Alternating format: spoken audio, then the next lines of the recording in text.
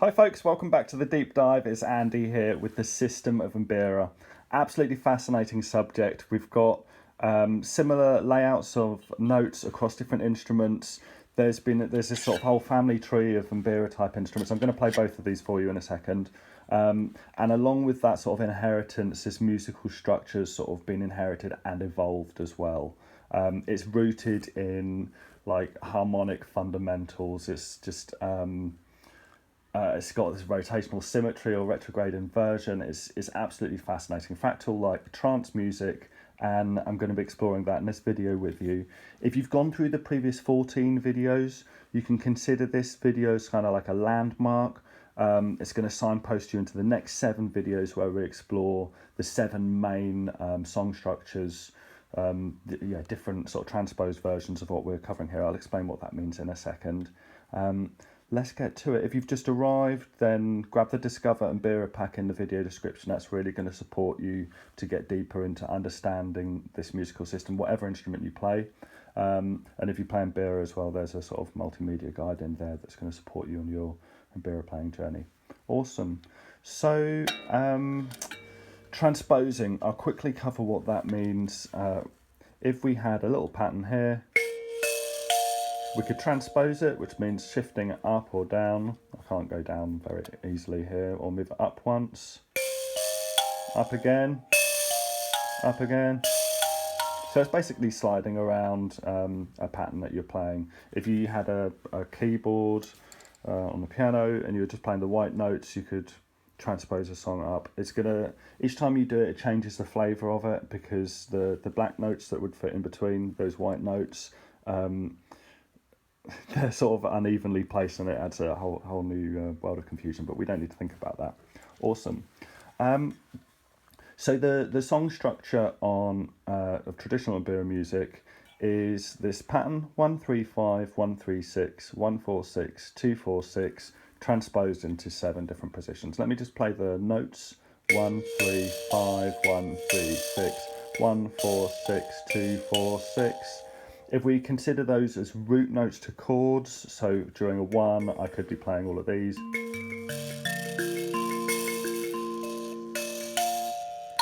All of those notes during chord 1. During chord 3, I could play all of these. And so on. Each note that I was playing a second ago reflected a complete group of note options, which we're calling chords. Typically roots and fifths are getting played, so during chord 1, that's easiest to show. Instead of 1s, 3s, 5s and 1s, you typically just hear the 1s and the 5s, not the 3, but those do get used, those thirds do get used. Let's say we're playing chord 4. Our root is this 4, our fifths are these 1s, and our thirds, that's 6. They get used as well. Like, thirds appear, but if you use them all the time, it's going to add a flavour to the music that kind of homogenises it, westernises it, and it loses a traditional flavour. Awesome. So I want to introduce a new idea about this song structure to you guys. The system of Mbira. There's an article by one of the Tracys, I think it was Andrew Tracy. Those guys, their work has been of paramount importance to the exploration of Mbira music, the sharing of it, like people's first encounters with it. Even the kalimba, the modern kalimba, I should say, was designed by Hugh Tracy in response to his love for these instruments, and he took the name kalimba as a sort of I don't know how to most sort of accurately and democratically, I don't know what the word is, sensitively share this. So we've got an instrument here that's often called karimba or Mbira Nyunga Nyunga. A lot of Shona speakers that I've asked are saying that Shona language doesn't have the letter L in it, and quite often you'll hear an R where you might hear an L in neighbouring dialects. So Karimba and kalimba could be considered the same word, just spoken differently, or shonization, karimba. So there's an idea that there's an ancient instrument called kalimba, and upon that kalimba there's these 8 notes of the lower register that you see here, and they've been inherited across loads of different types of instruments. I'll show you how they match up with this one in a second, before I show you this amazing way of looking at Mbira music that I haven't seen anywhere else. So if we think of this register here, there's 1, 3, 5, 6, 7, 1, 2, 3. Just giving each scale degree a number. So up here you've got 5s, 6s and 7s and another 1. 1, 3, 5, 6, 7, 1, 2, 3. So this here is thought of as this kalimba core that's been inherited. It's clearly inherited here into this instrument. Let's see how it matches up with our other instrument. 1, 3, 1, 2, 3. Let's just grab those notes. 1, 3, 1, 2, 3, and see if we can find them over here. On this instrument, the layout's been flipped. 1, 3, 1, 2, 3, clearly there.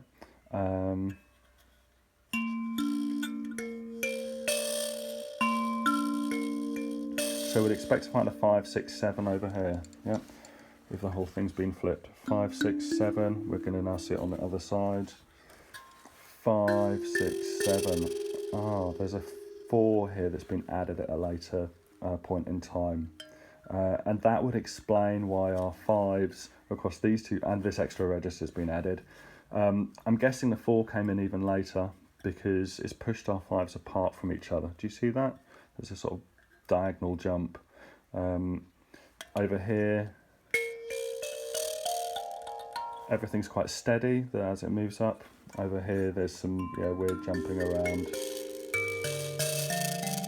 Gaps, there's notes missing, and notes popped in weird places. Cool.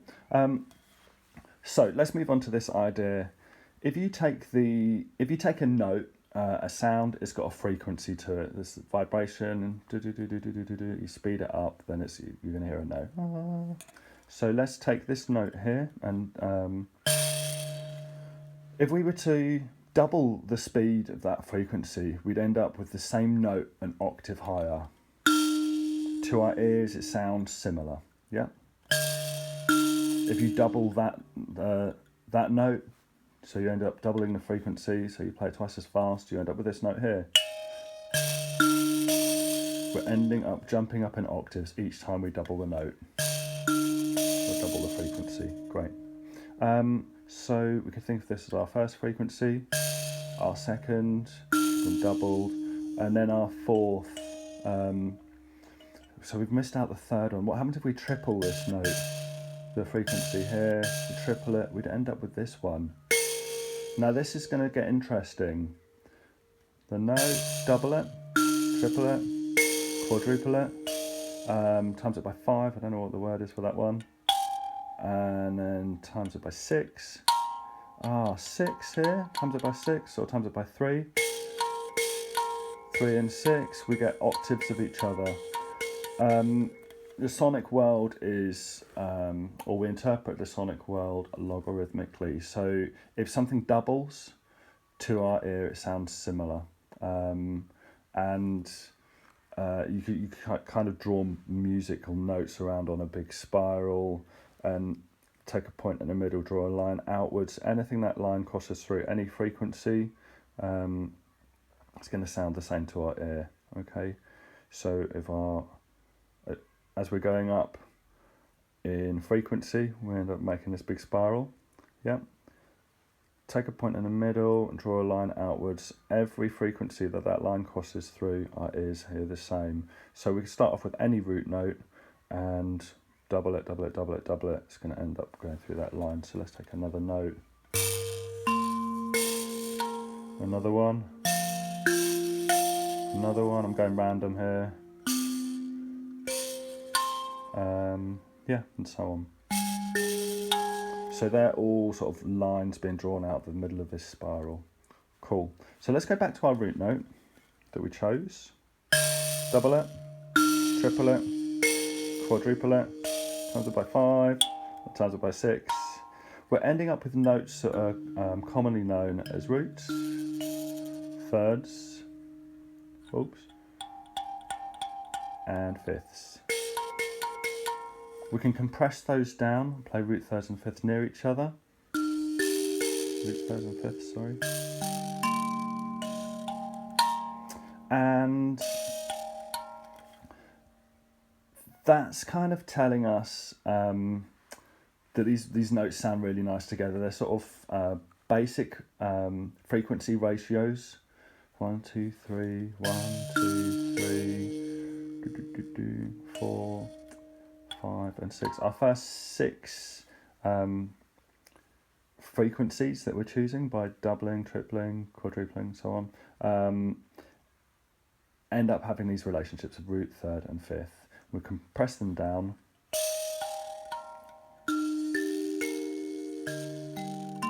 And this gives us a starting point for our song structure.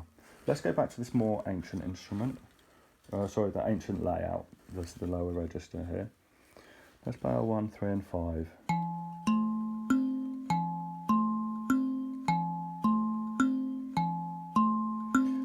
With this being the lower note, naturally we're going to be thinking that this might be the root, this the third, and this the fifth. Root, third, and fifth.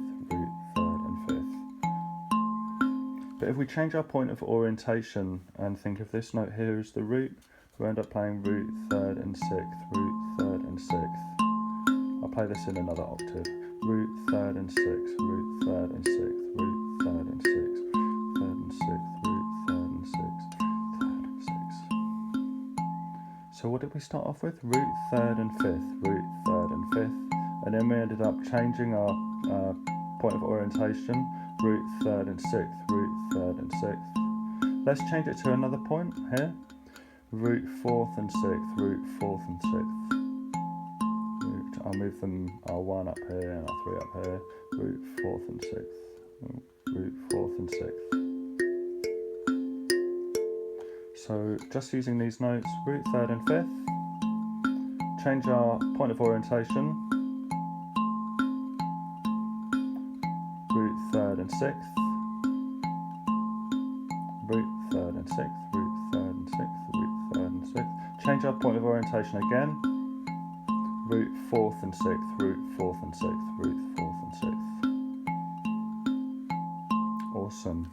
Let's go back. So we've got that basic pattern that's created from basic harmonic ratios, and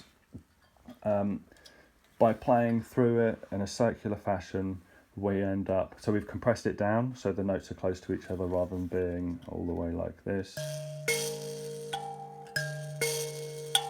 We've compressed them down here, or here, or here.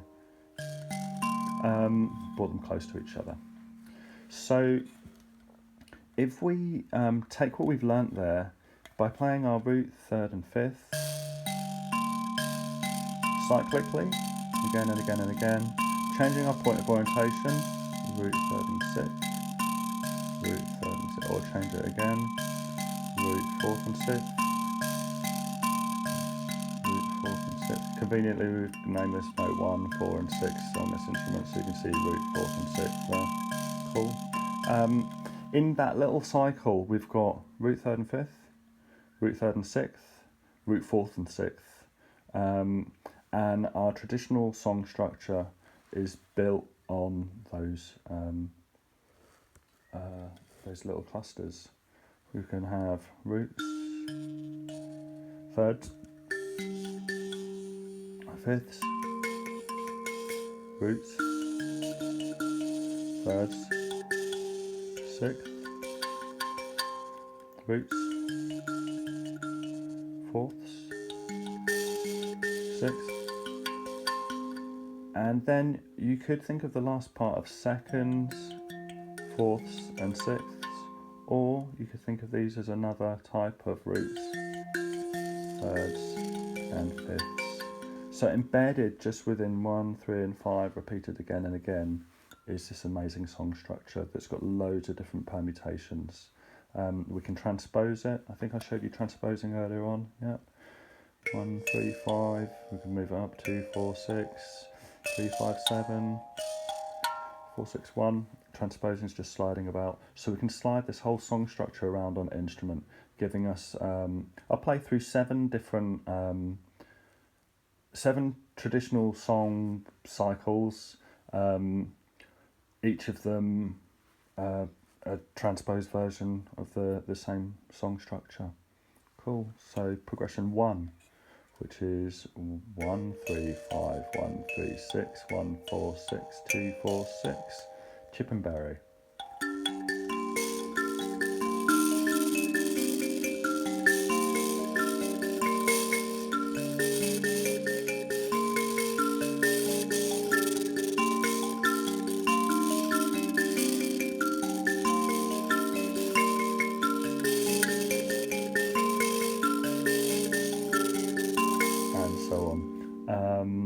Progression 2, chakwi, 2, 4, 6, 2, 4, 7, 2, 5, 7, 3, 5, 7.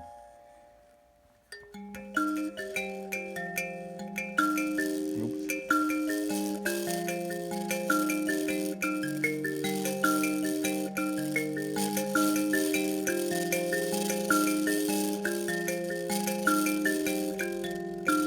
Sorry.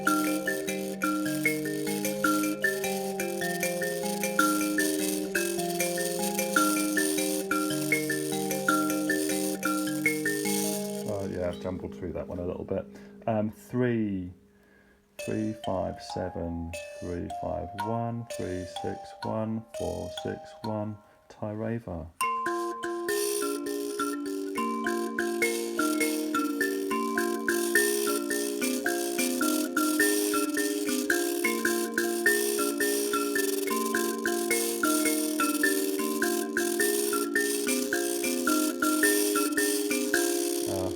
Name Musasa. We've covered it so much, I want to play something different that we haven't looked at in the last 14 videos.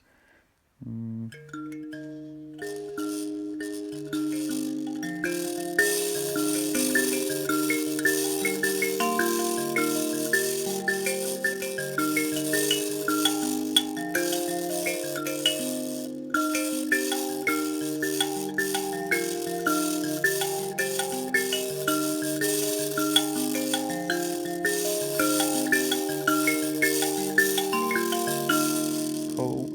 5, Nemu Musasa Yepasi, so that's, I can't do it here because I'm going to run off the end of the instrument.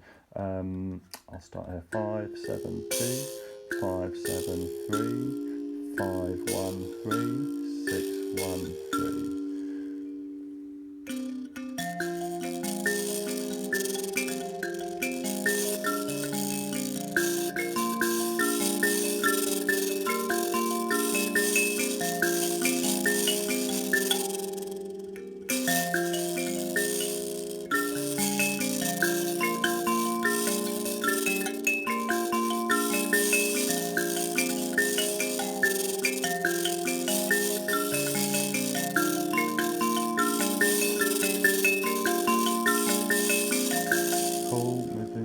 Progression 6, Mukatiende, so 6, 1, 3, 6, 1, oh sorry, that 3, 6, 1, 3, 6, 1, 4, 6, 2, 4, 7, 2, 4.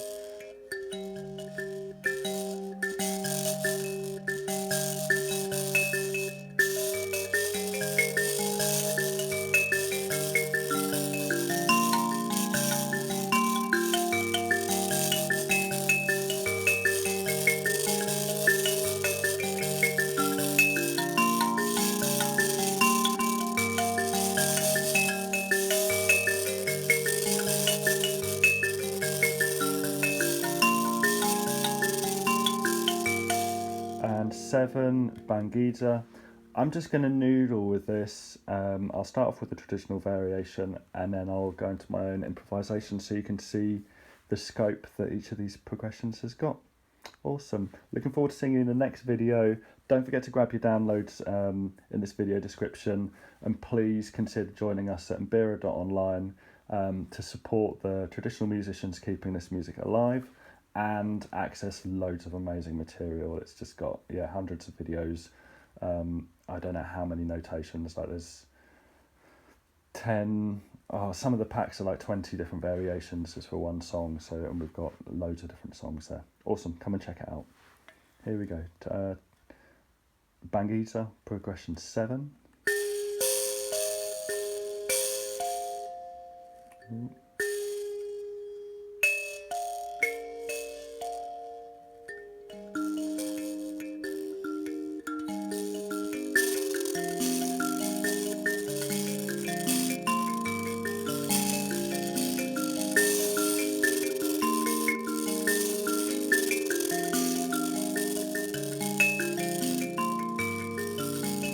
So some random improvisation.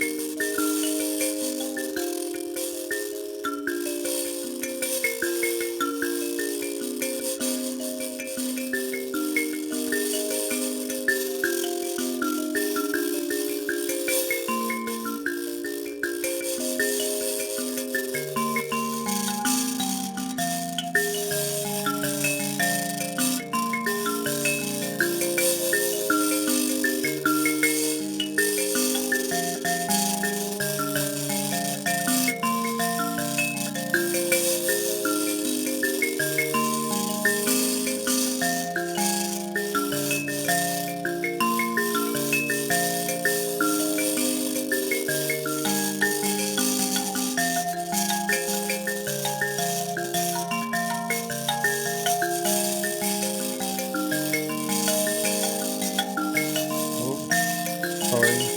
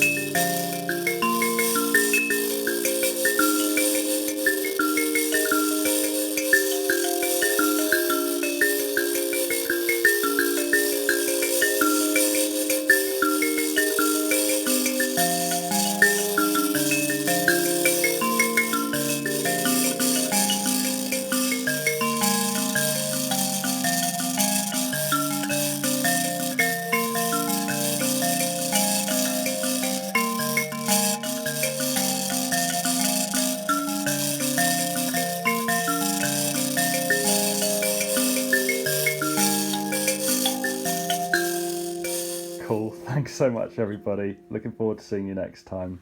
Cheers. Oh, and I'll have a little wave from Barney, hound, who's been sat right behind me here. Barney Buns, say goodbye to everybody. Cheers, sweetheart. Oh, thank you all. Bye.